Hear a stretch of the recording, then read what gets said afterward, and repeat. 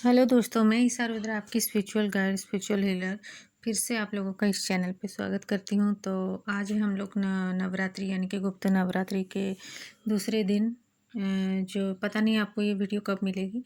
और ये है दूसरे दिन का वीडियो है माँ तारा, जो कि गुप्त नवरात्रि के दूसरे दिन में माँ तारा, महाविद्या तारा की पूजा की जाती है, जिसमें जिन्हें तंत्र या मुक्ति की देवी माना जाता है, जो भक्ति को ज्ञान, सुरक्षा और सभी कष्टों से मुक्ति देती हैं। ये काली का ही रूप है और उन्हें शमशान की देवी भी कहते हैं। और उनकी पूजा से जीवन के भ्रम दूर होते हैं और स्थिरता आती है, खासकर मानसिक शांति और सही दिशा के लिए।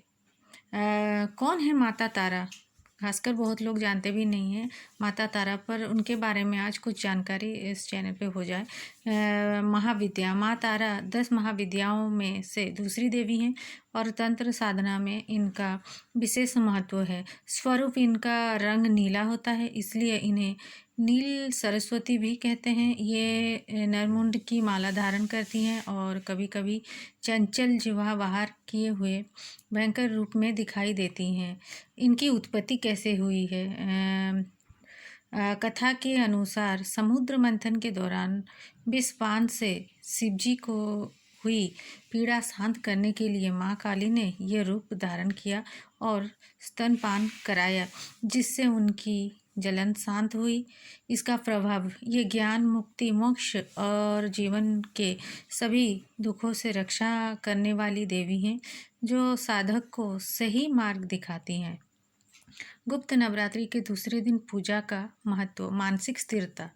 यह दिन मानसिक भ्रम को दूर कर संकल्प हमारे मन में बढ़ाते हैं, ज्ञान और दिशा दिखाते हैं। और तंत्र साधना, तांत्रिक और अघोरी साधक विशेष रूप से इनको पूजा करते हैं, लेकिन सामान्य भक्त भी इनकी कृपा प्राप्त कर सकते हैं। ऐसी कोई नहीं कि सिर्फ वही लोग करें और हम लोग ना करें, नहीं, ये सबके लिए है और गुप्त तरीके से ही इसे किया जाता है। आप अपने परिवारजनों को बता सकते हैं, पर सबको नहीं।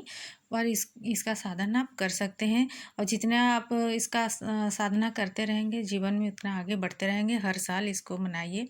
ये वर्ष में 4 बार आते हैं, जो 2 प्रकट होते हैं और 2 गुप्त होते हैं।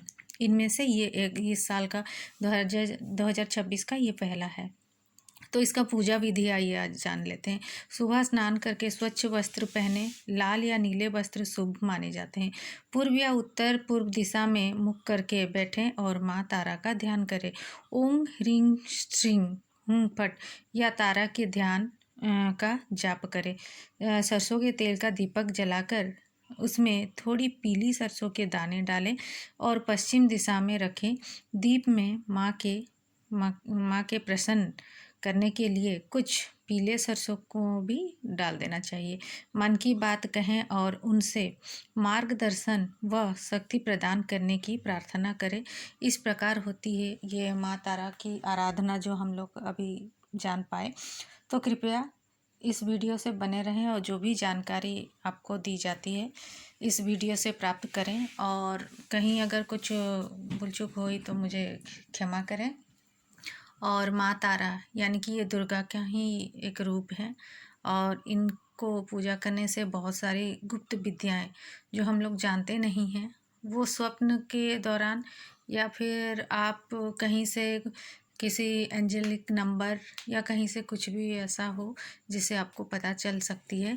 और माँ आपसे कनेक्ट भी करते हैं। वो कैसे कनेक्ट करते हैं वो तो वही जाने, पर ज़्यादातर लोगों को जो भक्ति मार्ग में आगे चले हैं उनको स्वप्न आते हैं। अगर आप ब्रह्म मुहूर्त के सपनों में विश्वास करते हैं तो ये जो हमारा ब्रह्म मुहूर्त है सुबह 4 बजे से लेकर 6 बजे के अंदर, अगर इनका स्वप्न आपको आ गए तो आप सोचिए कि आप इस दुनिया के सबसे खुशनसीब इंसान हैं जिसको देवी कला प्राप्त हुई और वो सदैव आपके साथ रहेंगे। साथ ही साथ इन नवरात्रों में दुर्गा सप्तशती को पढ़ें और जो आपका है दुर्गा कवच, इसका भी प्रारंभ में तो आपको इसको पढ़ना ही पड़ेगा। जैसे कि दुर्गा कवच पढ़ेंगे, उसके बाद में अर्गला स्तोत्र, फिर आता है आपका किलक स्तोत्र। उसके बाद ही आप एक एक करके अध्याय अनुसार देवी जी का जो भी है आपका सप्तशती, इसका अध्ययन करें और अपने जीवन में थोड़ा सा ब्रह्मचर्य को भी मेंटेन करें और बहुत ही अच्छे तरीके से मन को एकदम शुद्ध करते हुए देवी जी का ध्यान, जाप, मंत्र इत्यादि करें।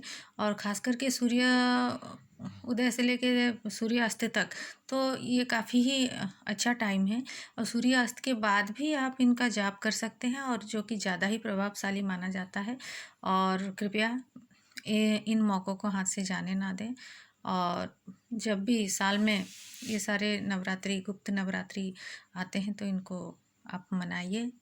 और सबसे पहले अपना मन को शुद्ध रखें। Thank you.